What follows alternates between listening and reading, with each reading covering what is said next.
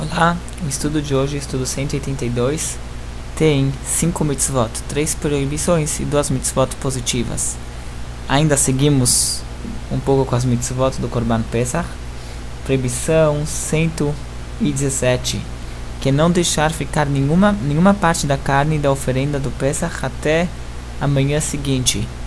Já teve isso aqui com outros sacrifícios, mas aqui tem uma proibição específica do Pesach, que não pode deixar sobrar da carne dele além do prazo estabelecido para o consumo do Korban Pesach. O Korban Pesach tinha que ser comido na noite do Seder e não podia sobrar nada para o dia seguinte. Tinha que comer tudo naquela noite. Agora, ele fala que não tem uma punição para essa transgressão, por causa que tem uma mitzvah positiva que acompanha essa proibição. É que se caso a pessoa transgrediu e ele deixou sobrar, ele tem uma forma de corrigir seus atos, que é queimando a carne. É isso que ele fala, que é a proibição está justaposta a uma mitzvah, tassé, ao mandamento, que se caso ocorreu a transgressão que sobrou carne, então tem uma forma de corrigir isso aqui, que é queimando. E de novo, o motivo dessa mitzvah é, como a gente mencionou ontem, que o Korban Pesach ele tem que ser comemorado de uma forma de realeza e nobreza. E uma pessoa nobre, ele come, ele não está preocupado em guardar um pouquinho para o dia seguinte. Então por isso a gente come o Korban Pesach, não deixando nada sobrar para o dia seguinte. A mitzvah, proibição 119, que é não deixar sobrar carne do Korban Pesach Sheni até a manhã seguinte. Como dissemos alguns dias atrás, que o Korban Pesach tinha uma segunda chance. Aqueles que perderam o primeiro tinham a opção de fazer o segundo, e o segundo, as leis eram as mesmas, e essa lei que a pessoa não podia deixar sobrar, também se aplica para o segundo Pesach, que tinha que comer, consumir toda a carne naquela noite, não podia deixar nada sobrar para o dia seguinte. Proibição 118, não deixar sobrar carne do sacrifício do festival do 14º dia de Nissan até o terceiro dia. Uma introdução. O Korban Pesach, que nós estávamos falando até agora, aquele sacrifício que tinha que ser feito na véspera do Pesach e a carne consumida na noite do Seder, na noite do Pesach, ele tinha uma instrução que ele não deveria ser comido, ele tinha que ser, a pessoa não podia estar com fome, ele tinha que estar com o estômago cheio, ele completava a alimentação dele, ele completava a refeição com a carne do Korban Pesach. Então ele tinha que se alimentar de outros alimentos antes de comer o Korban Pesach, e ele finalizava a sobremesa, vamos por assim dizer, a parte final da refeição era um pedaço de carne do Korban Pesach. Agora, como a gente mencionamos antes, as pessoas faziam o Korban Pesach em grupos, em famílias, e às vezes cada um pegava um pedaço pequeno de carne.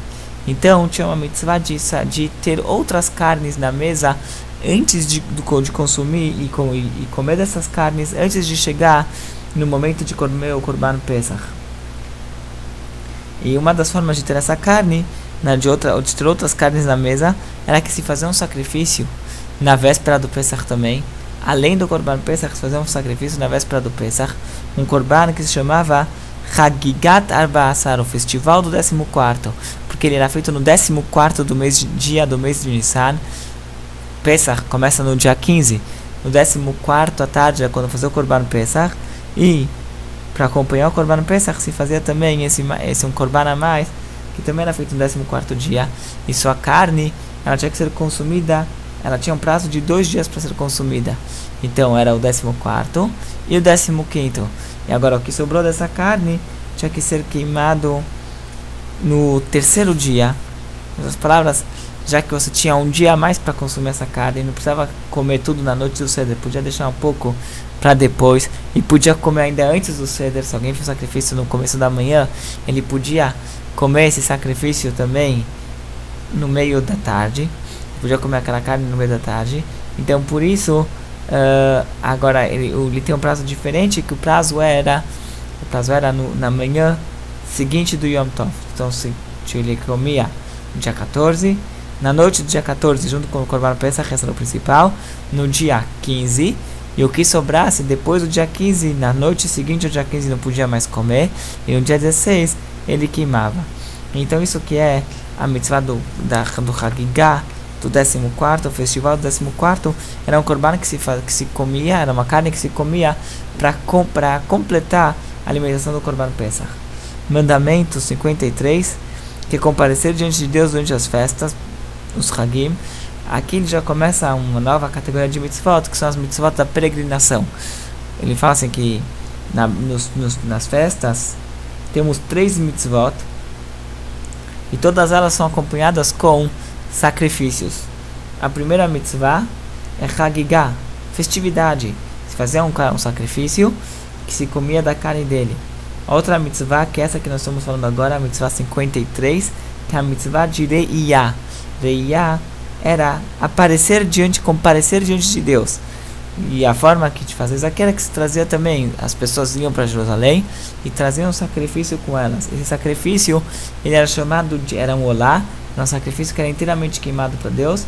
Isso aqui era um sacrifício que as pessoas tinham que trazer em todas as festividades judaicas, não só no Pesach, mas em todas elas tinham que comparecer no templo. Todos os varões, todos os homens tinham que aparecer no templo e fazerem esse sacrifício.